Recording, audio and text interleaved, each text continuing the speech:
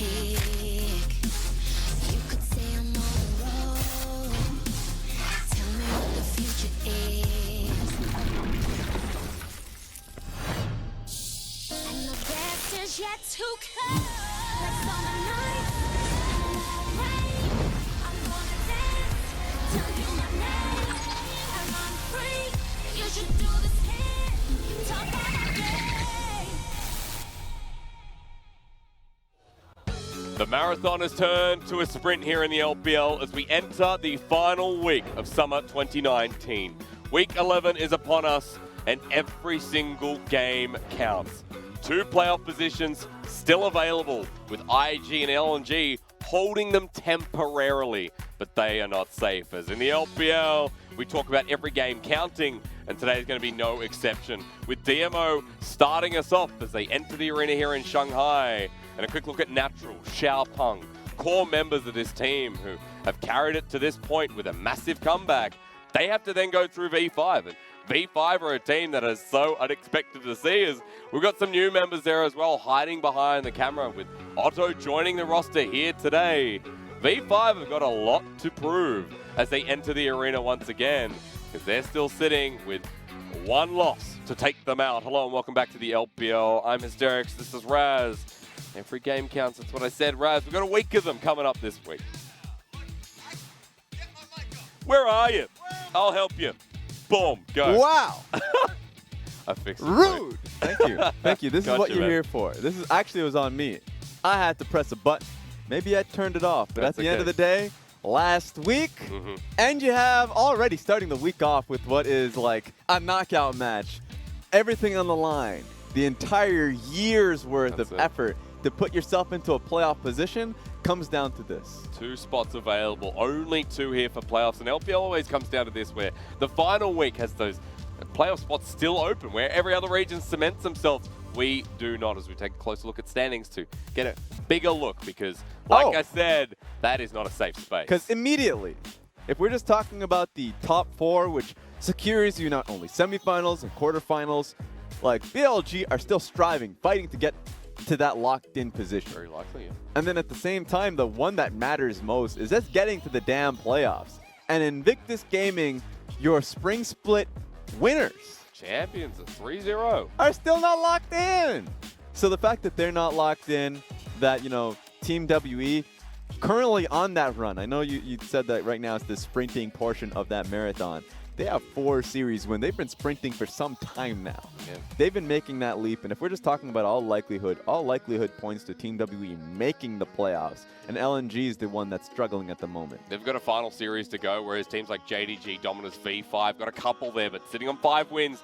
This is where the sprint gets hectic. Yes. With DMO and V5, this is going to be an elimination match. This one is for all the marbles. And for even for both of these teams, they still, not only if they take this series win and their playoff hope is still alive, have to look towards Invictus Gaming, hopefully losing their series versus LGD. So in all likelihood, both these teams are thrusted out of the playoff run, but you still have to have that semblance and hope. And for Dominus, they definitely have that hope alive. They've been doing really well at this final leg of the regular season And split. just quickly, I think it's incredible that our other grand finalists in JDG, Yes. they are they're in the similar position. They're most likely not going to make it either. The fact that JD are in this position is crazy as the finalists. And I know that they were an 8th seed during the playoff split, but remember the difference between being an 8th and 5th seed was literally just a series win. Yes. And so in all likelihood, they should have been that team making another run once again, but they're in a position right now where all likelihood points that they're out of playoffs. Now, they're still,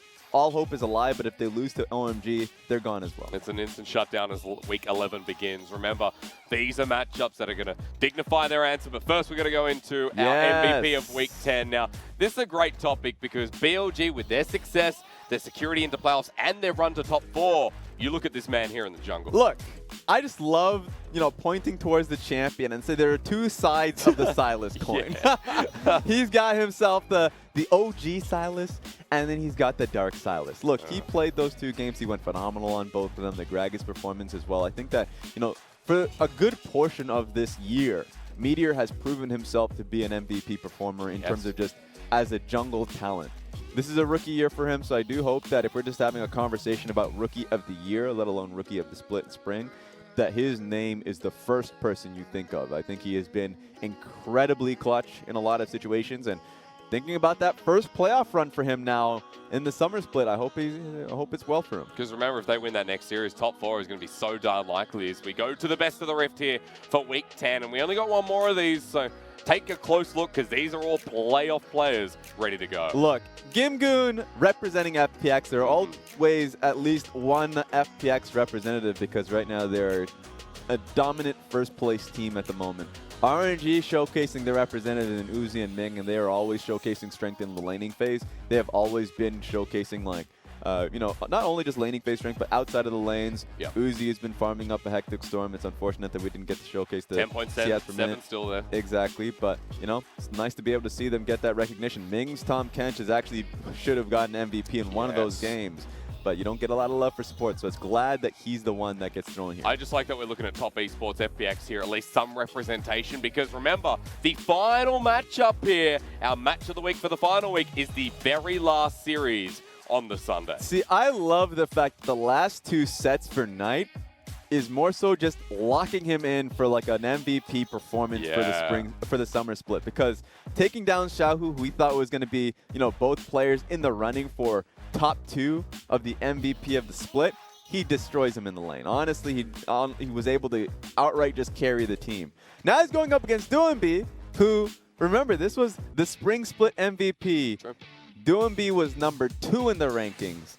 Now he's coming out and making that name that, you know, quite clearly he is the MVP of the summer split. Good mid lane matchup Sunday, last series to finish off the regular season before we go into playoffs. Now remembering that this is the last week, we then have to come back to reality because the top of the standings, top esports FPX. Yeah. Down the bottom here, we begin with our first matchup in DMO taking on V5, where a loss in the series here is guaranteed out.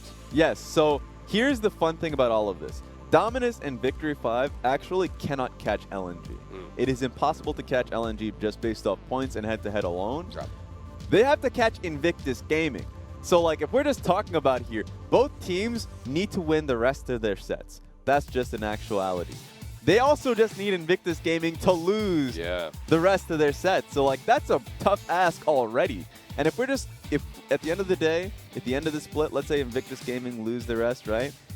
Invictus Gaming has the worst points you can possibly have for a team. They just automatically lose based off points alone. Yep. Just because, you know, if they end up tying in series wins and everything, the only time they've ever had a clean 2-0 or 0-2 is when they lost 0-2. Every time they've won, they had to just scrape by 2-1.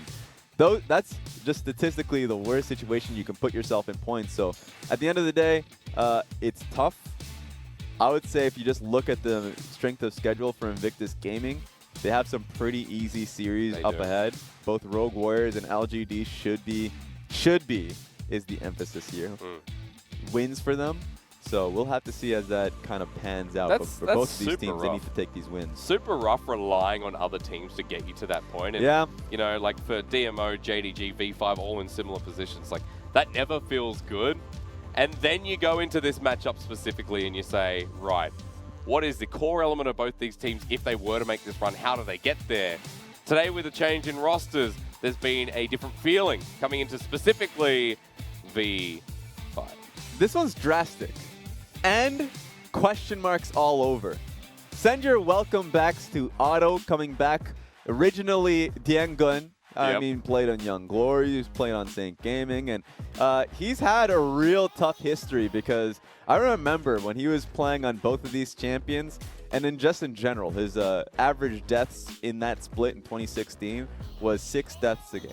He would either go wild or he would have an average game, and a lot of the times you would remember Diangun, or Otto, I'll call him Otto, for being a hyper-aggressive player. Right. He kind of brings you back to that philosophical question of if you are behind, how do you come back into a game? Do you know, slowly just clear as much waves as possible, wait until the enemy makes a mistake, or do you come back, fight, and force the enemy to make more mistakes? He just says he fights consistently. Right. Dies, comes right back into the lane, forces a skirmish, calls people over, And then he makes more mistakes, and he's like, oh no, this is not looking good. Statistically, this is pretty bad. Okay, right, so that kind of player. That's fair, but in essence, my question is always as to when Mole is the option to take out, what is the thought process of a team like V5 bringing in Otto? The answer literally lies within just the scrims.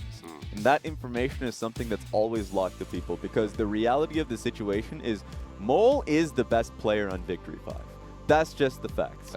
Mole has performed incredibly well when he was on BLG alongside Chieftain, gets moved to Victory 5 and was able to play out a lot of successful lanes.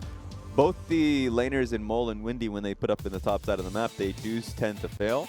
But if we're just talking about mid laners coming through, he has been the strongest player on the team. And so bringing in Otto, I mean, what Otto has been known for historically is a strong mechanical player. Yeah. I know I threw in two types of like the Aurelion Sol and Talia, because at that time in the year, he was the type of person to try and pushes, like get an advantage, get a shove, Which and is then quite roam. unique, yep. But he would roam so frequently, and so like that's a very aggressive style and something that creates direction. And I think that team, they don't really have a problem with direction. They're just the type of team saying, hey, Otto likes to fight, we like to fight.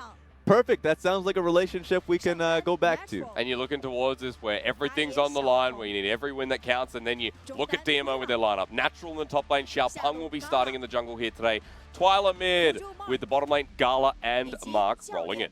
So there we go, and Coach Bai alongside the team. Now this team is who you would expect to be coming out with a victory simply because they've already had such a damn good run since picking up Natural. Yes. Natural has been an excellent performer off the top side of the map. He's actually changed a lot of the early game playstyle that this team relies on. Remember when they first came into the league, they had tanks rolling up in the top lane, and now they've had a completely different centric idea. But as you already heard from the announcer, Otto coming up in the mid lane, but let's talk about it. So Windy up in the top lane, Ben 4 in the jungle, Otto in the mid lane, and the bottom side of the map, it's Y4 and Max. This is going to be a spectacle. A re-debut, I think that's what we call it in rehearsal, Rad, of Otto, because I was like, oh, it's a debut back in, but when you've been around for that long, people are welcoming you back to the stage. Hell yeah. I mean, like, just taking a look at how she was able to announce that, the audience's reaction, and of course when the team hears that, like, grinning faces across the board, yeah, welcome back. 100%, they know something we don't. Yeah. That he is incredibly good on a champion, and remember, these are very few sets that we're now looking towards Victory 5. If we're just talking about like that rogue haymaker, like that overhand right that no one really sees coming, this is likely it. Now, I want to see what he kind of, can roll up with. Is it a Kiana that he can come in and perform on? He has been an assassin type.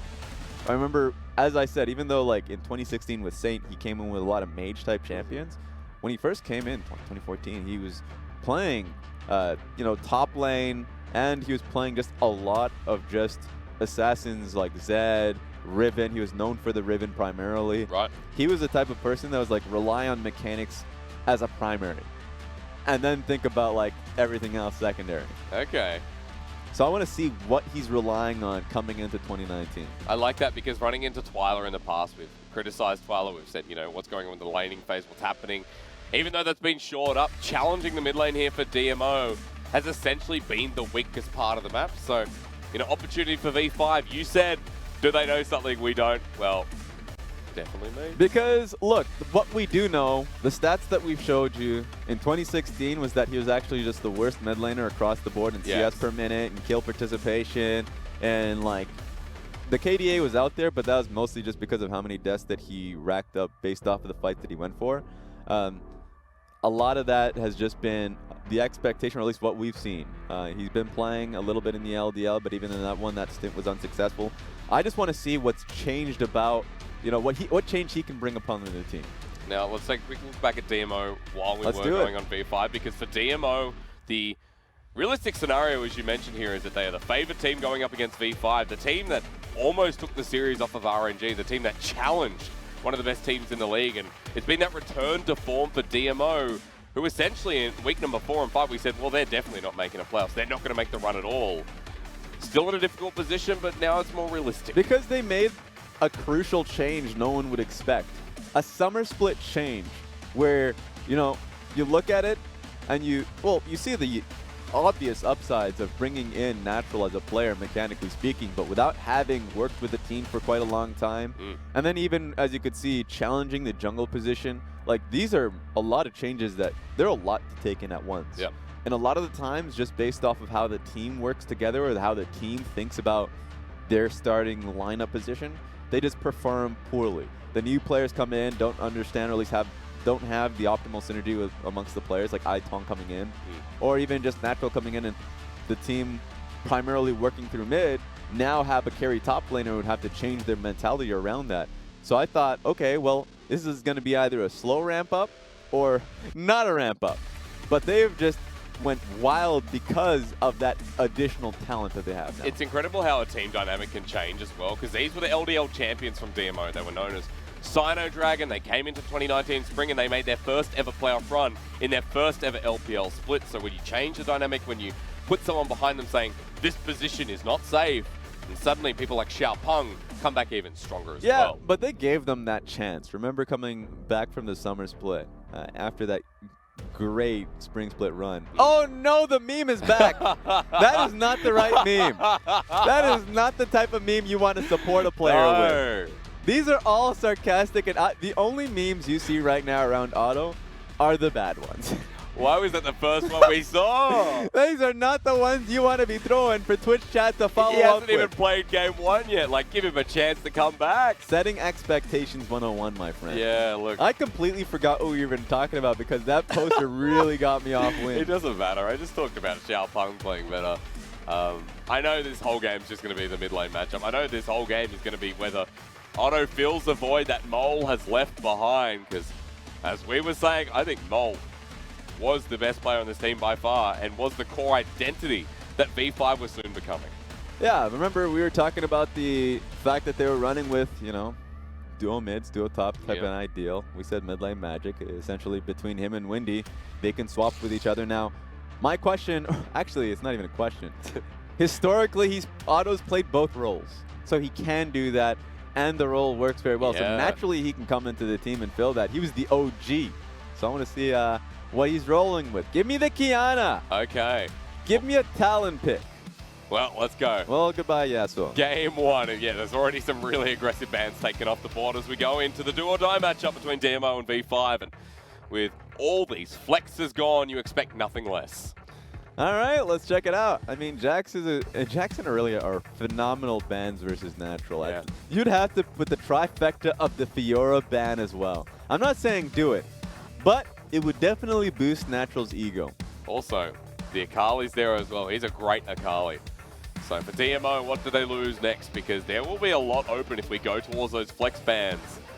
Time Kench was the final ban for DMO, so at least that looks standard, but the Corki will be the final. So Sejuani's up and available. The Aatrox is too. I think it would be a no-brainer to pick up the Sejuani, but remember who we're talking about too is Xiaopeng is usually the type of person that says, oh, there's a Sejuani up.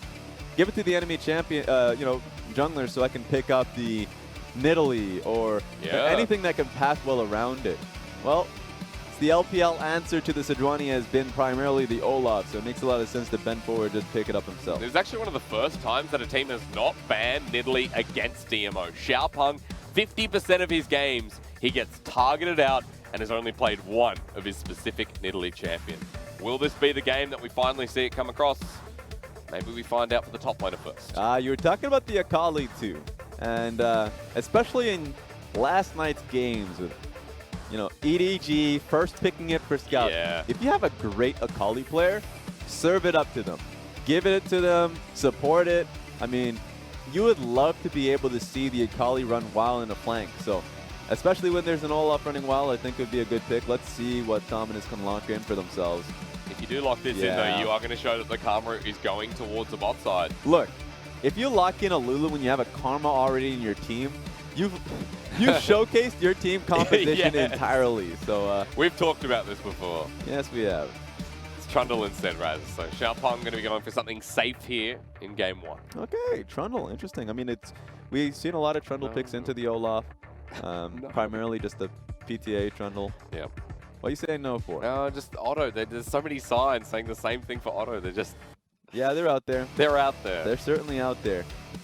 Caramel's giving it a lot of life, yeah. Yeah, I'm seeing it right now in the repeat, on the replay. Oh, it's rough. Well, he's got to set the standard here in game one. We won't find out on what at the moment, as we've got an 80 carry picked up here for Yfall, the Ezreal Yuumi, safe side. And let's see what goes across the rest of the map here for V5. I love this because Max is actually a phenomenal Yuumi player. He's been able to actually pick up MVPs just based off of it. If we're going through Victory 5 members who've received the most MVPs, it's actually just like Max skyrocketing amongst them. And they have a great composition for it. I've always loved and appreciate comps that really allow Yuumi to go wherever, that she has options with the Ezreal, certainly level 1 and later on in the game with the Olaf. Yeah, the Olaf's a really good pairing. And so I want to be able to see what mid lane pick we can go for here for Otto, because having having a Yuumi right on top of you allows you to do so much. Oh, okay. Well, the Jaycce has the range to play with, certainly. So whether that's going to the mid or top lane, we'll soon find out. Yeah, Jaycce is a fun one. Can be flexed, as you already pointed out. Remember, he was actually global banned for a little bit. And so, because of frame rate issues too. So there have been a few champions that got banned due to frame rate issues. They've been resolved on that one. We're at 9.15. And got to see my favorite, the 13% win rate Volibear. My favorite. I love this. I know we'll talk about it in game, but yeah, we'll get into it. We'll get into it. It has a higher win rate than my solo queue at the moment. That's for sure. Are we locking this one in? Are you pulling my leg? You already have a Yuumi. Do you want more? All right, we've got more. Hello, Otto. Otto is now a Lulu enthusiast.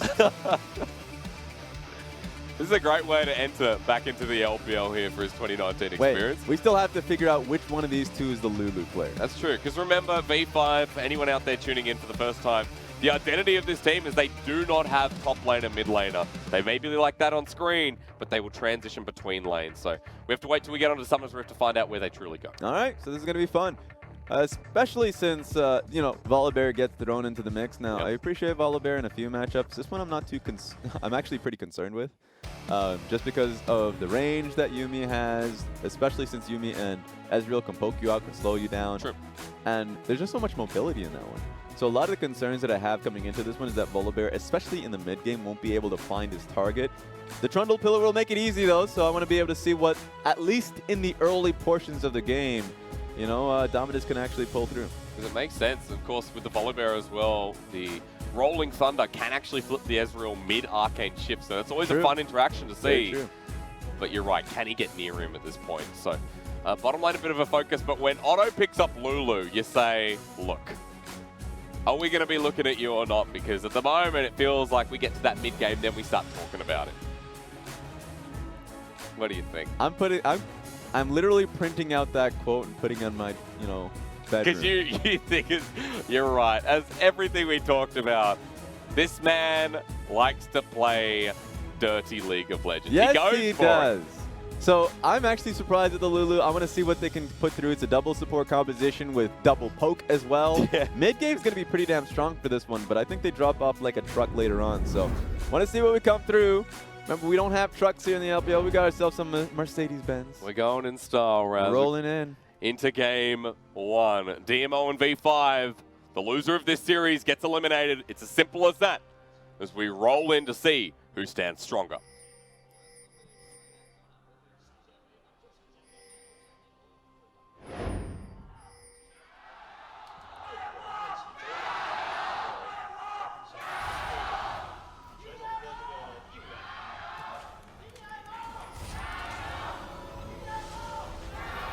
This is very surprising. I don't think, or at least I didn't expect to see a packed out stadium for DMO and V5. Just kind of shows you maybe the fan base for Otto is just arrived, because there are a lot of signs out there. We've got ourselves some Otto fans out here.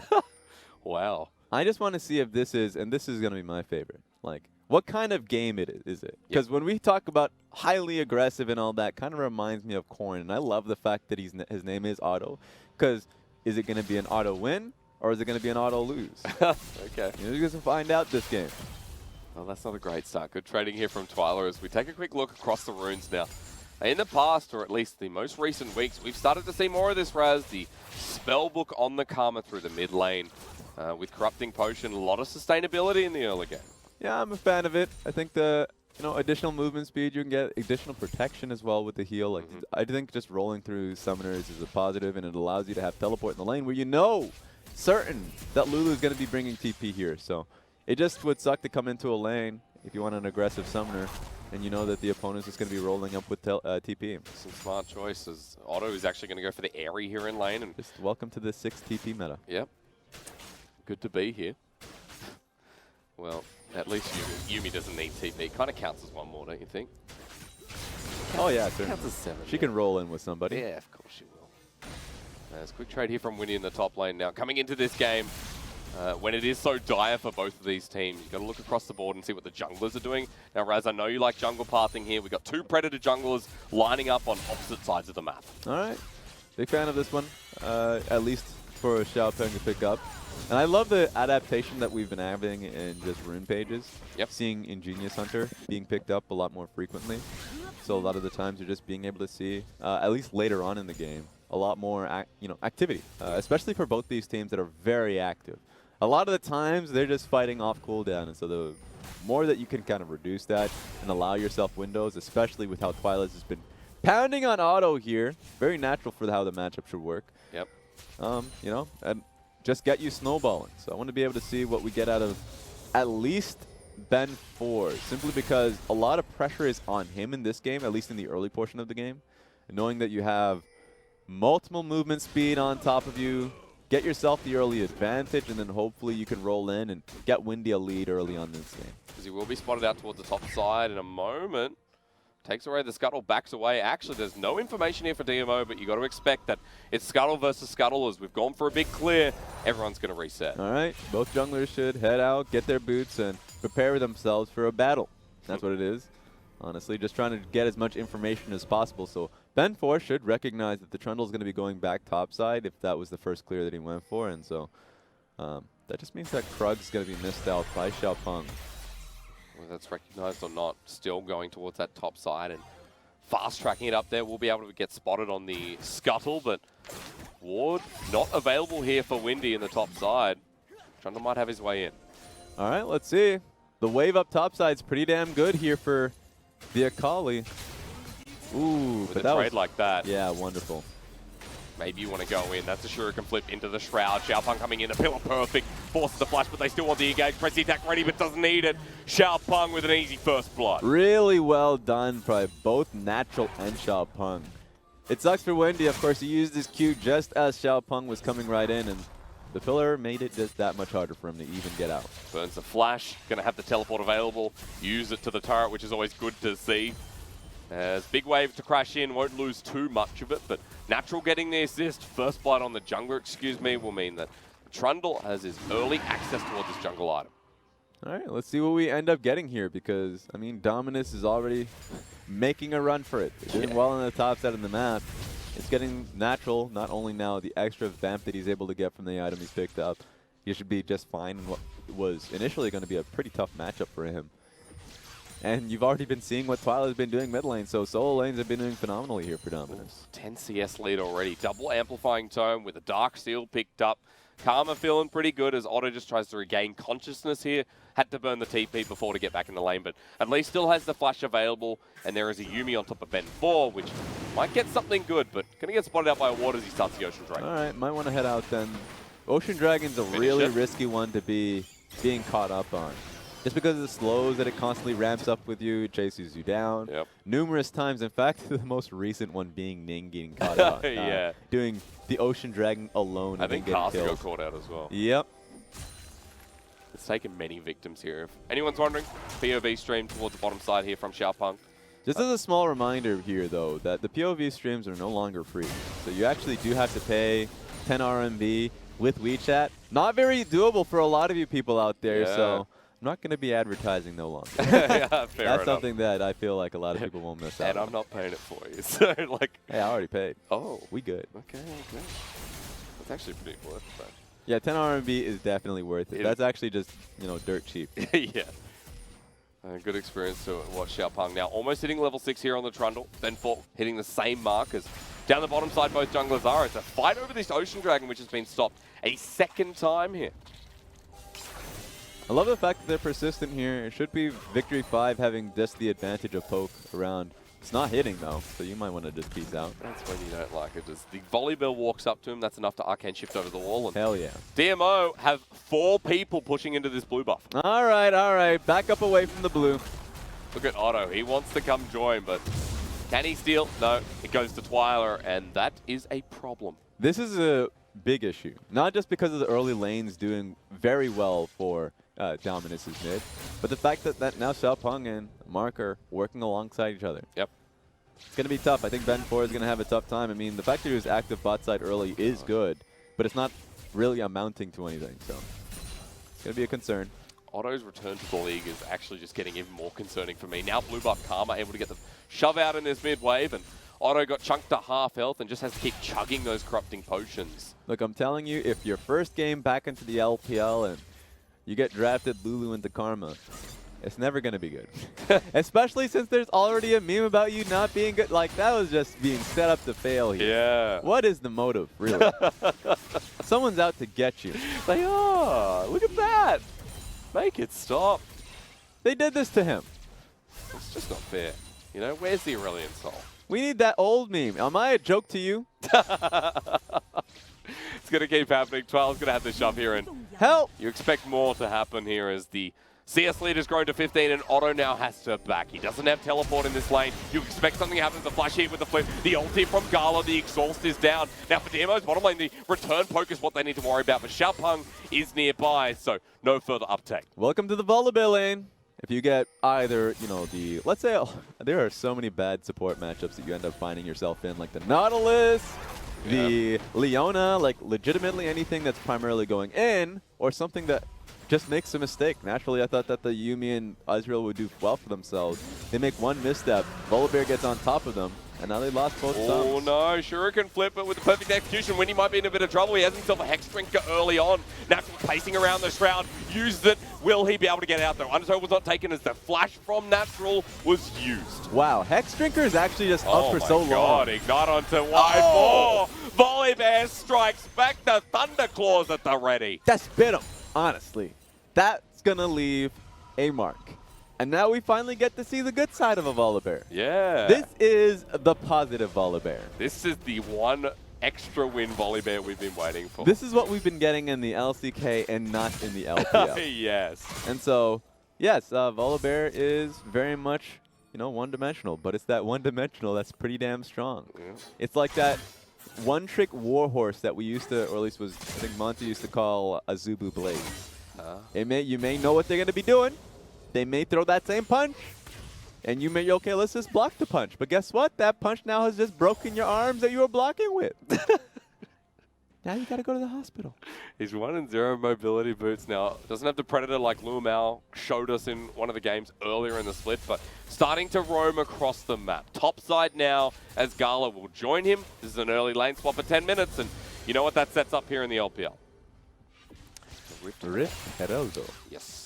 Yeah, Rift Herald is going to be a primary focus. I think it's going to be difficult for Victory 5. They were already pretty much wheezing in the dual lane. It's a good timing because what happens if Victory 5 challenges them? If they send their dual lane topside that has 0 sums, are sitting on their tier, so they're actually in a power trough. I mean, they're not in a position to fight. Otto is certainly not in a position to fight. This is just a free Rift Herald. It's going to be started up here by Xiaopeng. The Karma able to move first as well, and they'll find Ben 4 on the rotation while DMO, the turret, has begun, while Natural's able to hold off the bot side, so massive loss here for V5, even through the lanes. Well, what can V5 do, Raz? How do you stop this bleeding? I would say looking to your only pick option, yikes. Look at that team that has 0 pick options. I'll say Olaf. Olaf would be a nice one. If you can actually send Otto up topside in a longer lane that right now Dominus is setting themselves up for, and just try and run them through. That would be a pretty good way to go for it. Right now the problem is they can see Otto coming through his own red side jungle, so that is not even really an option. But they're going to try for it anyways. And they're going to try with the final chapter coming out. That'll lock down the jungler. True Shot Barrage does a bit of damage with the subjugate. Heals him back up. Now for V5, committing a teleport, but 5 people up here can't stop 3, and the solo lanes are just going to get more gold. That's just great vision control from Dominus. Red side jungle caught the Lulu through every surveillance camera. They just had to go for the fight without the Lulu, and Dominus is like, just get the hell out of here. And you know what? Because it is a tank Olaf with Cinderhulk there as his first item, he doesn't do any damage. So Ben 4 is just throwing axes away, and DMO are shrugging them off like they did with that time. Yeah, it's a tough time, I think. Honestly, if we get into a position where, you know, if you're victory 5, you need to just start throwing haymakers. Yep. Honestly, I didn't like this composition to begin with. I think, talked about it, the fact that you have double support. Usually double support compositions come through with a pretty large scaling element. And I think Y4 can be that large scaling element, but the problem is you don't have a frontliner. You know, Jaycce is now going to be pretty much set to side lanes, which Natural can take down and will be able to, you know, at least take him down on side lanes, I think, fairly handily. Yep. So you have to basically use a poke composition, and you don't have anyone that can really protect your backline. As DMO continue to take more. Now it's a 3k gold lead already, but there's an Infernal coming up. V5 finally getting some of this turret plating towards the top side, but Natural now rejoins his lane, pushes it off. It's only going to be the one here for V5. But my mind scatters towards the bottom side, because once again, it's a blue buff that Ben 4 might not get. Yeah, already getting challenged in it once more. I think they should be able to have a hand on it. Okay. It's just that the fact that Trundle was a little bit too slow to the uptake. I like that Volibear had eyes on it, but couldn't slow it down. Still, this is a primary concern. It's not even 14 minutes yet. Top mid lane turret is nearly dead. Yep. So something needs to be done through mid lane. We already talked about it. We got into a comical point of the game where I already mentioned you have no ways to come back into this team. So good luck. Can he 1v1? He might not need to. Subjugate's there. He's going to tag Windy, but GALA doesn't follow through, of course, with Storm Razors is ready to fight as well. Yeah, let's run him down. Okay, Ben 4's going to come in now. Remember what I said, it's Cinderhulk, so you need a bit of time here to flash away. Natural damage still there as the undertow does connect. Twila shields himself back up, and he turns around. Can't kill Otto. The Ignite and the Wild Growth used as DMO are looking for the chase up. All right, just want to see what Volibear wants to do. He has Flash. He could technically run him down, but that's not going to be possible. But that's a good place to start. Yep. Right? Lulu and Olaf must be conjoined. They have to be alongside each other at all costs if they want to come back into this game. But as you can already see, there's an extra 0 there to Dominus. Yeah. 1,600 to just 160. Wow. Each and every lane. Yeah. That is a problem. This is when you just want to, you know, have a conversation about your day. You know, I just had a nice cup of coffee that was not very nice. I just had a nice cup of coffee that wasn't very nice. It was awful, okay? It was bitter. Oh. It tasted like Hang on. Your coffee, not anymore, Raz. Just pause a second. Natural going to get hit in the smoke crowd here. Tries to outplay it, but V5 once again. Teleport, commit resources. That's another kill. That's something, but they still lost. They still lost. Yep, they lost Infernal Dragon and they lost the bottom lane turret, and Jaycce can't go back the fast way, so he's going to lose an entire wave. Oh, he's going to lose his life. Windy on the rotation. He's caught out. He whacks Twila back just a little bit. But Mark's here. A flip and a wrist before that happens. Xiaopeng picks up his second kill, and there's that turret we were talking about. It is dead. That entire play left the worst taste in my coffee did. Yeah. Honestly. It wasn't the local place, was it? The one we always get coffee from? It was the local place. Ooh. Yeah. I like that place, though. I like it. Yeah, I think it was just, I don't know what. Unlucky day. I'm not going to blame people. I'm just going to say it was an unlucky one, yeah. Was it like burnt milk? Yeah. Yeah, you know what? Burnt milk and coffee is the worst. Burnt milk and coffee is like, well, are you a barista or not? I actually was, I think it was in high school. Actually, it was early college days. Starbucks barista. So, I think I told you that actually. Okay. Yeah. I think you did. Yeah. Impressive. We were not told to make quality coffees. We were told to make fast coffees. just so you guys have an idea out there. Now I understand it all. Well, in this game, I want to see the pace move. And that's why V5 may be listening to my women, but as Twila's going to get caught out here. That's the quick move. That's impressive considering V5 were down 5,000 gold. There we go. This is a very confusing game from Dominus that could just group up and, at least for the top side, have secured vision in red side jungle like they did in the blue side and repeat that play. But they're getting caught up by Lulu and Olaf. Literally the only side of this map that can start plays for them is starting to make plays for them. Because earlier in the game, about 5 minutes ago, in fact, DMO had the vision towards the red side. They were set up with so many control wards aligned across Summoner's Rift. And that's been overtaken. They gave space back over to V5 as Natural's trying to go against my words here, who's by himself. Y4's in a lot of trouble. And yep, that's easy. Akali gets her first kill. Peace. This is a pretty good game. And the idea of like just letting everything open, you know, anything can happen. Yeah. You just throw it up in the air simply because, you know, realistically, Dominus should take this one, but Victory 5 are making a case for at least what their composition should have been doing a few minutes ago. I think Athene's Unholy Grail, actually, what is that turning into? We'll see as we go along, but Athene's Unholy Grail, and you would think the Ardent Sensor allowing yourself to being able to boost up Ben 4. But I don't think Ardent Sensor usually works well with the, like your composition if you don't have an Ezreal alongside you. It's heavy poke, so you should probably move on towards more poking options. Yep, picked up the Lost Chapter before selling it. Went to Merc Trades instead, so I'm guessing Luden's Echoes. We go for DMO dive towards top side. They're just trying to push off. They finally get this turret after securing a bit of vision, and that's DMO still with the lead. Will be for quite a while as well. Now moving into the enemy jungle, clearing out vision, so the aggressive side of DMO is starting to shine through. 2 minutes away from Baron. We talked about scaling in this game, Raz. Is it worth the conversation with how? We have, and I completely said that Victory 5 has, you know, I think word for word said they drop off like a truck. Yeah. Okay, now I'll remember that. And I think Dominus here, just by far, we've already seen what Natural can do on side lanes. I think there is just that, maybe Victory 5, get that ideal poke. I'm talking about Windy and Y4 being able to chunk out GALA. Because GALA being a mid-range AD carry, there is a possibility where he comes in and just eats a whole lot from Y4, but we need a lot more time in this game. He doesn't have his Muramana completed, doesn't have his Trinity Force completed. He needs to at least have those 2 items for that kind of poke to be really something you take as a threat. Oh, we got the Trinity Force just then and there. There we go. The Muramana, moving on up. We'll have to wait till it gets stacked up. We're getting there. Getting there indeed. First item on the happening. Jaycce as well. That was a weird acceleration gate, but somehow the Shock Blast still managed to go through it.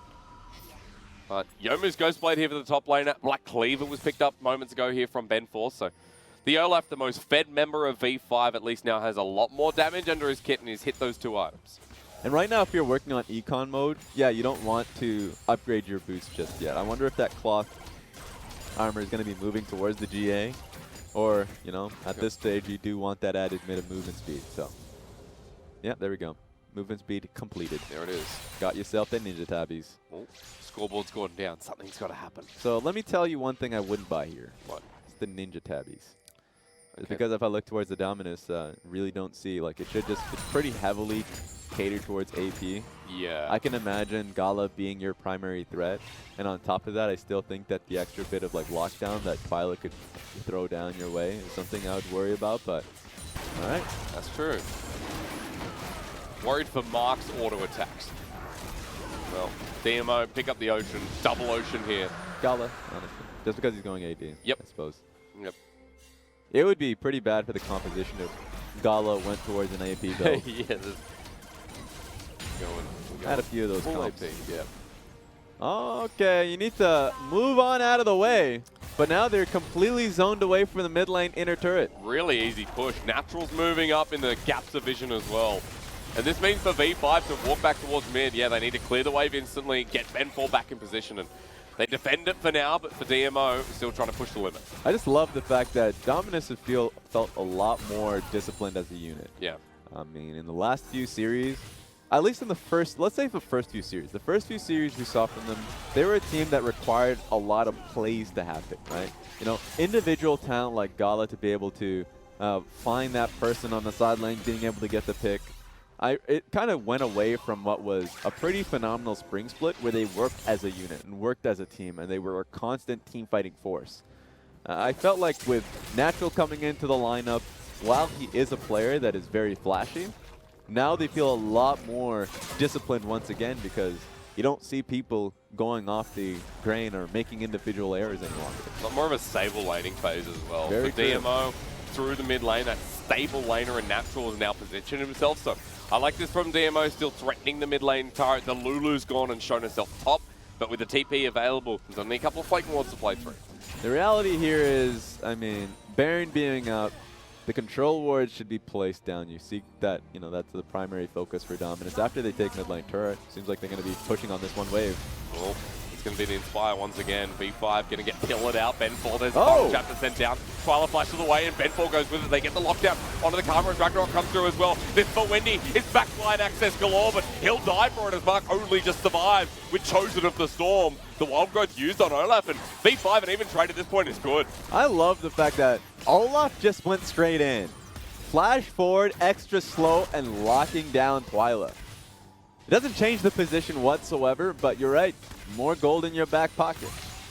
Especially when you're this far down. You're 5,000 gold down, or almost 6, and you manage to trade in the fight. So Look, Wendy went for it. I'm willing to cheer for any bit of action with Victory 5 not getting chipped out. Right. The worst situation is them just holding down back, losing their turrets, and bleeding out slowly. They're not letting that happen. Great amount of poke from the Shock Blast on towards Karma.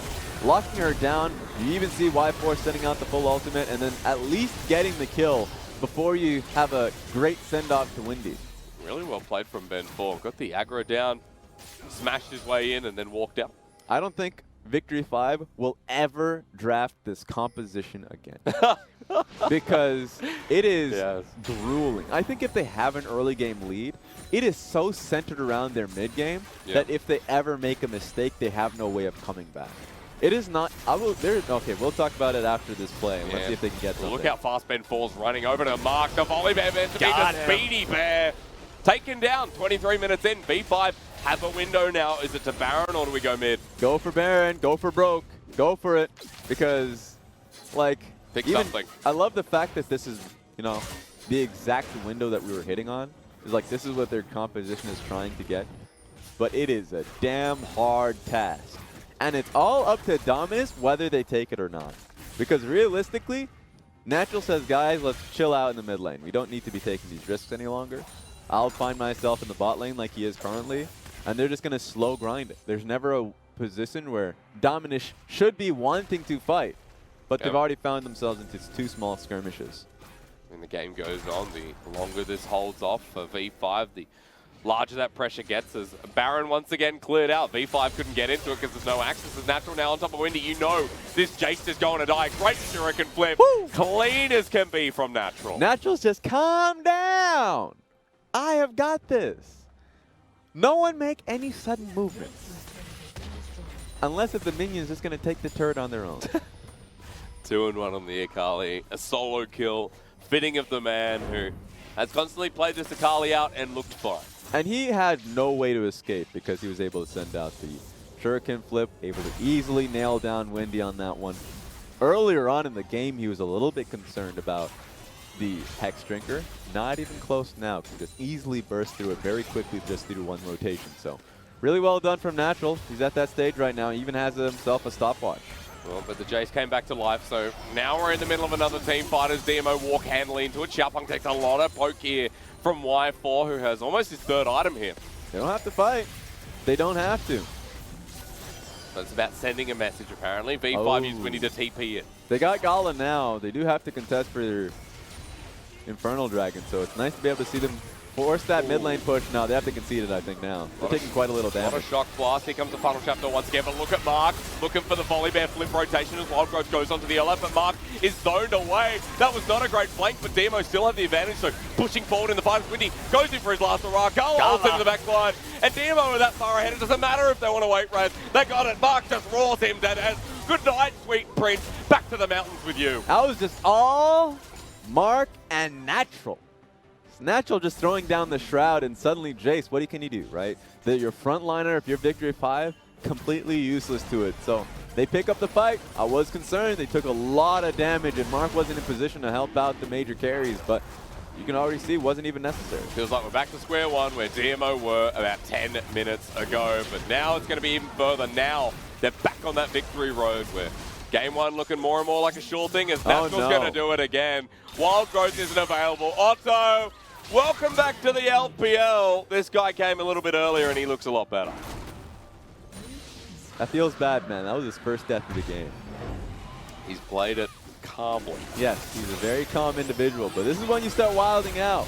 Love the fact that the team fight starts through, and then Mark starts actually playing this one pretty well, because he buys a lot of time and a lot of pressure from the Ezreal.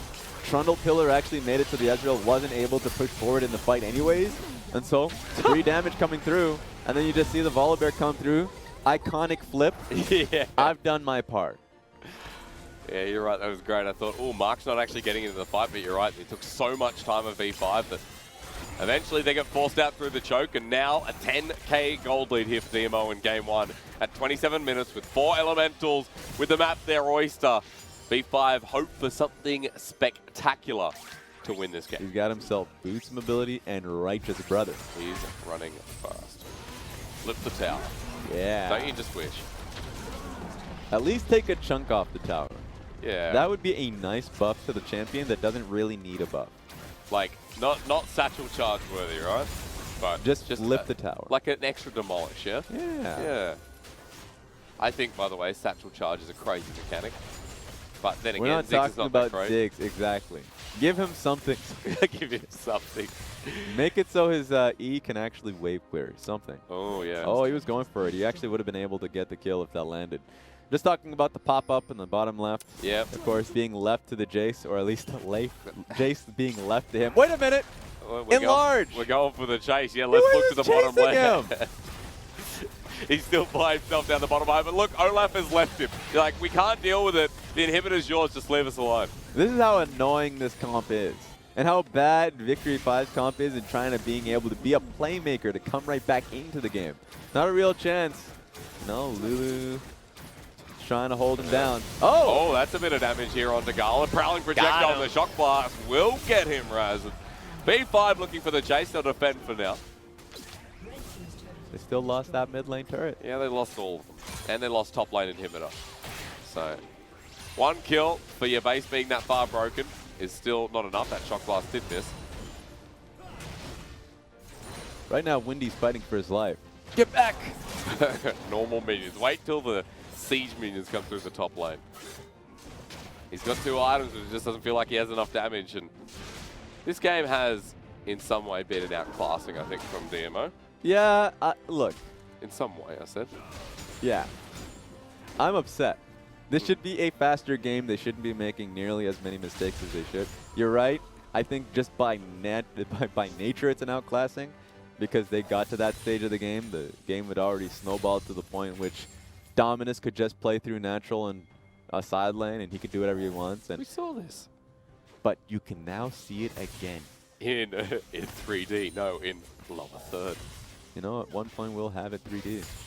Yeah. When do you reckon League of Legends hits 3D? Absolutely won't. You don't reckon? No. I think there's technically a 3D mode. I think there was. Really? I could be lying. Okay. I'm pretty much lying, I think. See, augmented reality is what I feel like is the next step. Right? Absolutely not. I think this step is the last step. The last step? What because do you mean? the moment you get to another step, it's just inconvenient. Okay. Yeah. Going to a stadium, watching it in augmented reality, the players become the champions. Absolutely not. That would be sick. We're not Digimon. Not yet. Not even close to it. Not yet. Well, look, DMO, still waiting for this moment for you to put the final steps here on this game. Look at Mark. This Volibear means business, and he's about to Rolling Thunder over someone. As Natural gets the bottom lane inhibitor. All right, Mid's just get in there, down. Natural, there please. We go. Oh, he flash flips.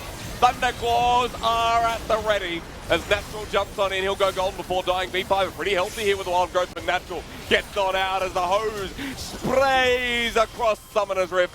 And Otto goes in to say howdy and good night. Yeah, GALA's doing a little bit too much damage. Even with so much damage being thrown on towards the Akali, she comes out completely unscathed, not dead. Now going to be able to go straight for the Nexus. One step closer here for Wait a DMO, second. but getting forced off the Nexus for now. They go for the re-engage. GALA ults in once again. And with a rapid fire, Renan's Hurricane at the ready. GALA throws it out again. And that'll be all she wrote for game 1. This game had no business being a 31-minute affair. I agree. Had no business going the distance. But it did. It was still as grueling as it was at the beginning, where you got a pretty firm reality of how hard it was for Olaf to do anything. tries to go to the bottom lane to get on top of Akali and realizes that he's just not fast enough. Goes right back top lane, and you know what? They got the kill on towards the AD, the Jaycce. Yep. But you just lost your mid lane turret. You're bleeding. But it's not as if they weren't trying, Hysterics. No. They look, were trying. Everyone was trying here. They were trying their hardest. You know where they lost? In draft. Yes. Yes. Thank you. I know you used to be a coach. I know what you think. And hey, I don't have to be a coach to think the same thing. So let's see something different. Because I'm tired of devil's advocates, because I used to be one. And it's like all comps make sense in certain construction. You're like, oh, I can't say all comps. I can't say all comps. But this comp is like it had a window. You very much clearly saw it. They had a lead in the early portion of the game. They would be able to accelerate. Oh, send that Olaf running, just booking it straight through you like Usain Bolt. But the problem was, how do you get to that stage? Like, bot side had cleared ways to being able to, especially with Xiaopeng coming through, to being able to get their lead as they did. Mid lane, just through the draft, Karma was going to be able to get that lead in constant shove, so Lulu just didn't really have a way out of the lane. And, I mean, top side was a different story. I think top side was really the only lane I felt pretty confident for Victory 5, and they just need to give yourself a larger window. Give yourself a playmaker, something, a different champion. Everyone will say that. I think they were saying the same damn thing mid-game. Level 1, something, like in-game being like, ooh, we better not fall behind. Let's talk about Otto in the matchup. Getting absolutely destroyed, as it does. What can he do? What can he do? I don't want to talk about Otto in this case because he already has a bad rep. Don't add this one to it because it had nothing to do with him. You said at the start of the game, you're like setting him up for failure. That's yes! so unfair. I'm upset. It actually just gets my blood boiling. I'm just going to have a high blood pressure at the age of like 29 because of this game. Because of this exact game. Because of this game. If I was Otto, I'd be going to the back and I would say a word, just look down, look my coach in the eye and just be like, until he gets that message. Until he recognizes, all right, what do you want to play? Thank you. You know, there's this Taliev champion or something, you know what? Or maybe Azir. That's pretty damn good. Yep. Corki. Hey. Don't care about what the people have to say. They've already been talking bad about me, right? You can't be placating to people that already despise you. And then what else do you have? Like, I think his Kiana has been pretty damn good, so you can play towards that. Have a Gragas Kiana on that one. Not only you have extra playmaking, you have a way to get to the flank. Like, this is basically what he's been able to accomplish throughout early portions of his career. I just don't want to be that bitter man, but I'm feeling pretty bitter right now. It's fair. We're going to go to a break, and we're going to come back and see if V5 can draft better, and we can get into a Game 3 as a potential. Otherwise, DMO will do that again.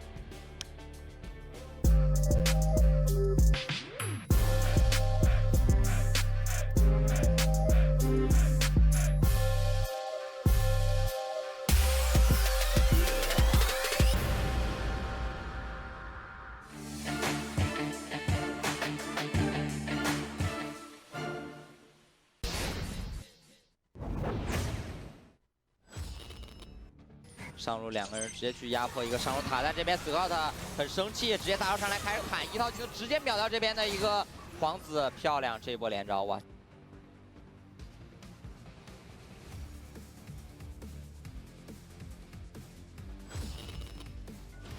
这边还在用技能去探，要小心这个位置有个日女，哎，没指到一个回身，突然回手掏了。